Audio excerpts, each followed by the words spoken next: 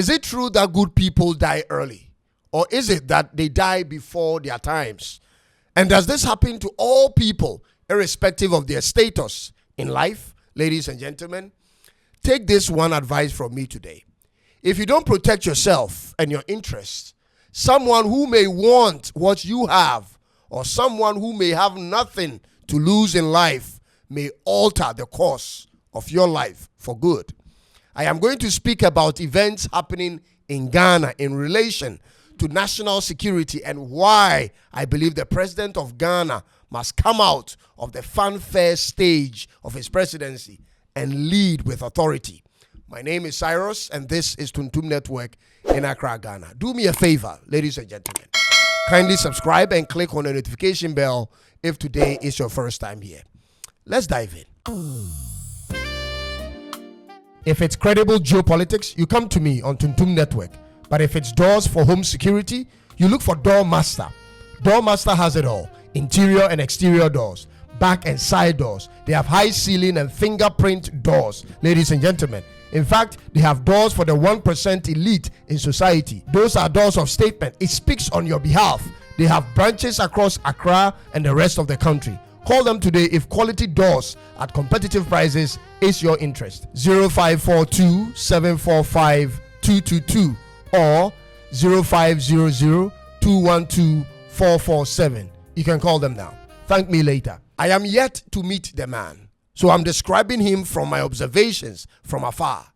The president of Ghana is comparable to a friendly neighborhood police officer. This friendly neighborhood police officer is the kind of gentleman that is pleasant to hang around with and to call a friend because of the security that he carries along. And because he is a high-ranking police officer, people in the neighborhood knows he's useful, and so they try to keep a good relationship with him at all times.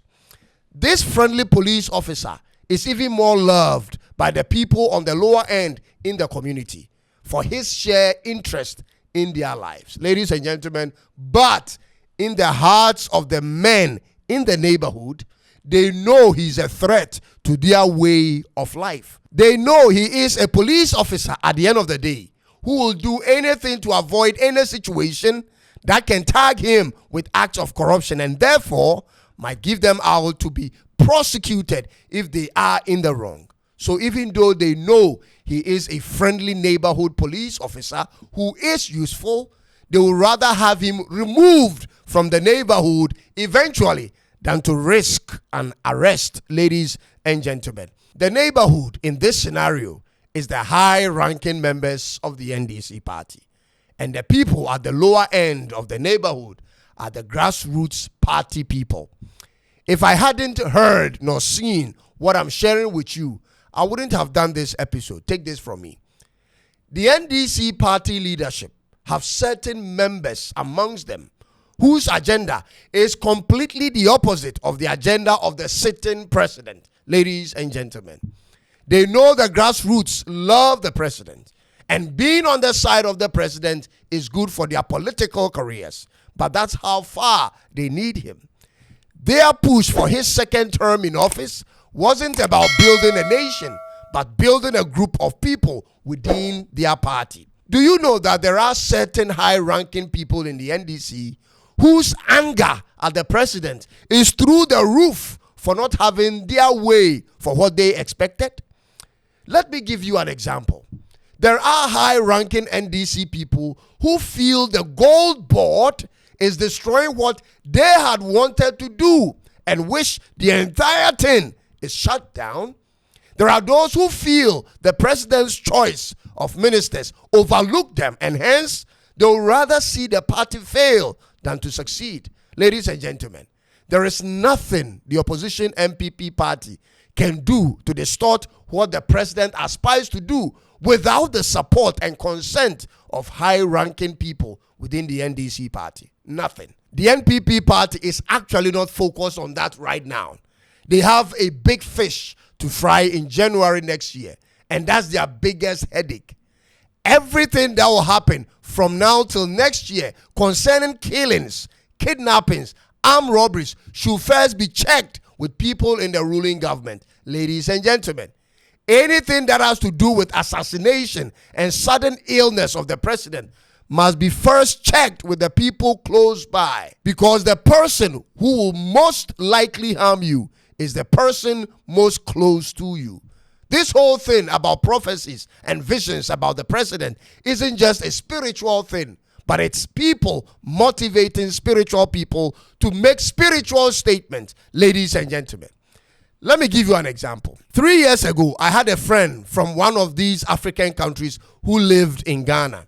He was a prophet and usually fasted and prayed in the Achimota forest for weeks. One day he came to me and said, "Cyrus, who is this man?" mentioning a name of a Ghanaian politician. I told him who he was, and he asked another question right after that. "And who is this other man?" And I gave him a response. This is what he said to me next, and I kid you not, ladies and gentlemen. "The man whose name he mentioned first frequents the forest to pay a certain so-called prophet to pray against the second man." And I asked him this: what did he want the first man to pray against the second man for? And he answered, his prayer was simply to see the second person die. Ladies and gentlemen, if you ask me to stand in a box in a courtroom and swear to provide details to what I've just told you, I cannot. But I've seen the first man with my own eyes in the Achimota forest twice before. And on TV, I see both the first man and the second man converse and laugh as friends. Listen to me, folks. There are people who feel disgruntled for the way their lives turned out to be and blames others for it. I'm speaking about Ghanaian politicians. They feel their chances in politics got derailed because of someone or some group within their own party. They play the victim role all the time and seek sympathy of people at every chance they get. Those kinds of people are many, both in the NDC and in the NPP party. What I'm therefore saying to the president of Ghana is this: Mr. President, you have to stop being Father Christmas or Santa Claus if you want to live and fulfill your plans for Ghana. Ladies and gentlemen, please send this video to him. In these 3.5 years left, you must remove the friendly glove and put on some combat gloves. You walk among hyenas and snakes masquerading as longtime friends. They aren't your friends. They don't call you friend in some circles. You are their competition. Therefore, Mr. President, you must put in measures to mitigate how often you meet them moving forward. Let me share this with you quickly.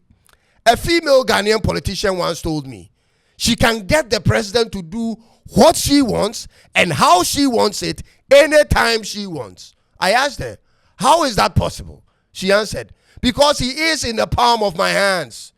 Then after a few weeks, I saw in the news the president made an offer to that female politician, and I immediately called her. Guess her response, ladies and gentlemen. Her response was, I told you. Ladies and gentlemen, it is in Ghana. I have seen a picture of a Ghanaian president sitting in a shrine and in the middle of a ritual ceremony where he's being commanded to do what the guest wants. Let me retake it.